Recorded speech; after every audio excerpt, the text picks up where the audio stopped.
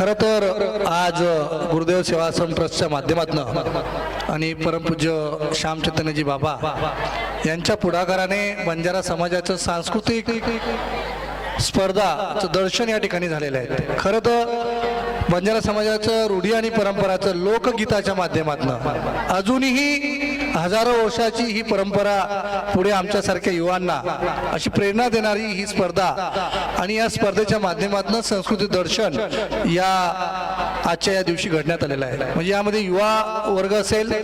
आमच्या माता भगिनी असतील, आमचे पुरुष वर्ग असेल, ज्या पद्धतीने आमचे जे महापुरुष होऊन गेले, ज्या समाजाचे दैवत होऊन गेले, त्यांचं एक लोकगीतेच्या माध्यमातून या खेळाच्या रूपानं एक समाजाच्या पुढे आणलं आणि आमच्यासारख्या युवांना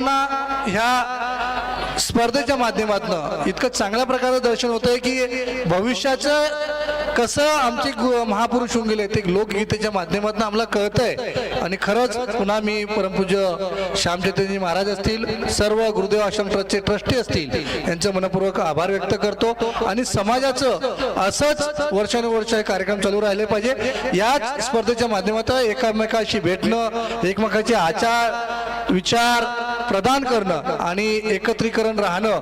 म्हणजे एकतेचं स्वरूप कसं असू शकतं, तर या स्पर्धेच्या माध्यमातून आपल्याला आज या ठिकाणी दर्शन होत आहे।